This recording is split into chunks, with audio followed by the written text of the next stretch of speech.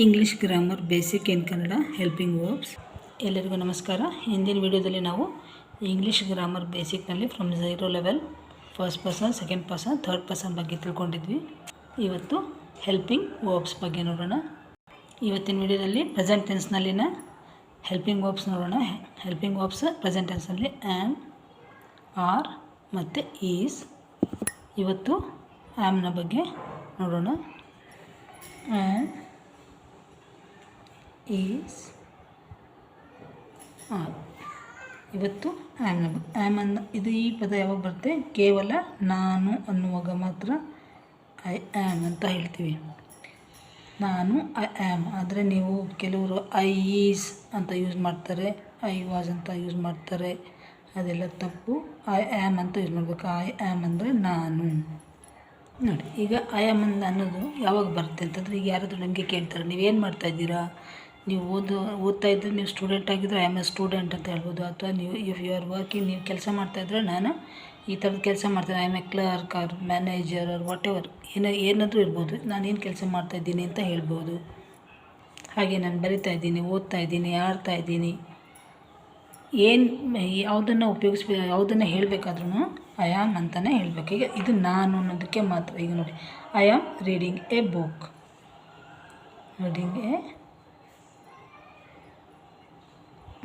ನಾನು ಒಂದು ಪುಸ್ತಕವನ್ನು ಓದ್ತಾ ಇದ್ದೇನೆ. ಈಗ ನೀನೇನು ಕೆಲಸ ಮಾಡ್ತಾ ಇದ್ದೀಯ ಅಂತ ಕೇಳಿದ್ರೆ, I am reading a book or I am having my lunch.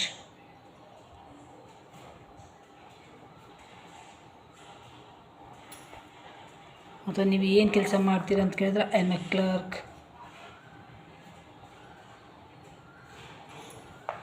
I am a teacher.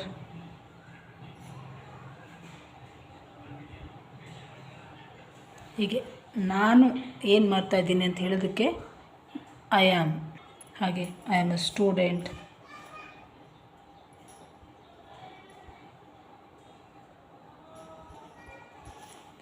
I am a doctor,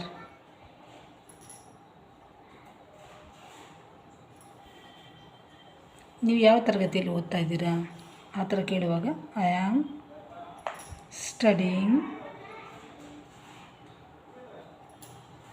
ಇನ್ ಯಾವುದೇ ಏನು ಹೇಳ್ಬೋದು. ನೀವು ಏನು ಓದ್ತಾ ಇದ್ದೀರಿ in 10th standard. In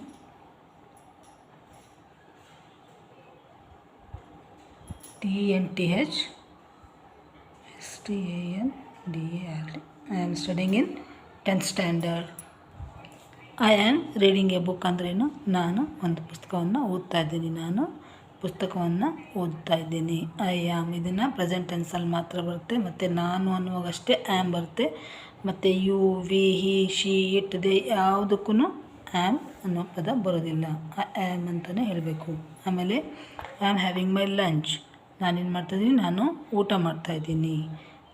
I am a clerk ಅಂದರೆ ನಾನು ಕಾರ್ಕೂನಾಗಿ ಕೆಲಸ ಮಾಡ್ತಾಯಿದ್ದೀನಿ. I am a teacher. ನಾನೊಬ್ಬ ಟೀಚರ್, ಶಿಕ್ಷಕಿ ಅಥವಾ ಶಿಕ್ಷಕ. I am a student. ನಾನೊಬ್ಬ ವಿದ್ಯಾರ್ಥಿ ಅಥವಾ ವಿದ್ಯಾರ್ಥಿನಿ. I am a doctor. ನಾನೊಬ್ಬ ವೈದ್ಯ. ಹಾಗೆ ನೀನೇನು ಓದ್ತಾ ಇದ್ದೀಯಾ ಅಂತ ಕೇಳುವಾಗ I am studying in 10th standard, PUC or whatever it is. ನಾನು 10ನೇ ತರಗತಿಯಲ್ಲಿ ಓದ್ತಾ ಇದ್ದೀನಿ. ಹಾಗೆ ಮತ್ತಷ್ಟು ವಾಕ್ಯಗಳನ್ನು ಮಾಡೋದಾದರೆ, I am waiting for my friend. I am waiting for my friend. FRIEND. ಇಲ್ಲಿ ನಾನು ನನ್ನ ಗೆಳೆಯನಿಗಾಗಿ ಕಾಯ್ತಿದ್ದೇನೆ ಅಥವಾ ನನ್ನ ಗೆಳತಿಗಾಗಿ ಕಾಯ್ತಿದ್ದೇನೆ. I am. ಮತ್ತು I am writing a letter. I am writing a letter. ನಾನು ಪತ್ರವನ್ನು ಬರೆಯುತ್ತಿದ್ದೇನೆ. I am watching a movie. ನಾನೀಗ ಮೂವಿ ನೋಡ್ತಾ ಇದ್ದೀನಿ. ಏನು ಮಾಡ್ತಾಯಿದ್ದೀಯ ಅಂತ ಯಾರಾದರೂ ಫೋನ್ ಮಾಡ್ಕೊಳ್ತಾರೆ, ಏನು ಮಾಡ್ತಾಯಿದ್ದೀಯ, ಬರ್ತಾ ಇದೆಯಾ ಅಂತ ಕೇಳಿದ್ರೆ, ಇಲ್ಲ ನಾನೀಗ ಬರಲಿಕ್ಕಾಗೋದಿಲ್ಲ, ನಾನು ಮೂವಿ ನೋಡ್ತಾ ಇದ್ದೀನಿ, ಪಿಕ್ಚರ್ ನೋಡ್ತಾ ಇದ್ದೀನಿ ಅಥವಾ ಒಂದು ಸಿನಿಮಾ ನೋಡ್ತಾ ಇದ್ದೀನಿ ಅಂತ ಹೇಳಬೇಕಾದ್ರೆ I am watching a movie. ನಾನು ಆಟ ಆಡ್ತಾಯಿದ್ದೀನಿ. I am playing, I am singing,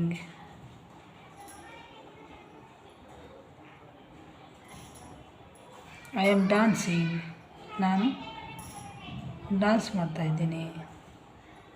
ನಾನು ಆಟ ಆಡ್ತಾಯಿದ್ದೇನೆ. ಐ ಆಮ್ ಪ್ಲೇಯಿಂಗ್, ನಾನು ಆಟ ಆಡ್ತಾಯಿದ್ದೀನಿ. ಐ ಆಮ್ ಸಿಂಗಿಂಗ್, ನಾನು ಹಾಡು ಹಾಡ್ತಾಯಿದ್ದೇನೆ. ಐ ಆಮ್ ಡ್ಯಾನ್ಸಿಂಗ್, ನಾನು ಡ್ಯಾನ್ಸ್ ಮಾಡ್ತಾಯಿದ್ದೇನೆ ಅಥವಾ ನೃತ್ಯ ಮಾಡ್ತಾಯಿದ್ದೇನೆ. ಅಥವಾ ನಾನು ಶಾಲೆಗೆ ಹೋಗ್ತಾಯಿದ್ದೀನಿ. I am going to school ಅಥವಾ ಕಾಲೇಜ್. ನಾನು ಶಾಲೆಗೆ ಹೋಗ್ತಾಯಿದ್ದೇನೆ ಅಥವಾ ನಾನು ಕಾಲೇಜ್ಗೆ ಹೋಗ್ತಾಯಿದ್ದೇನೆ. ನಾನು ಅಂಗಡಿಗೆ ಹೋಗ್ತಾಯಿದ್ದೇನೆ ಅನ್ಬೇಕಾದ್ರೆ ಏನು ಅನ್ನೋದು? I am going to shop.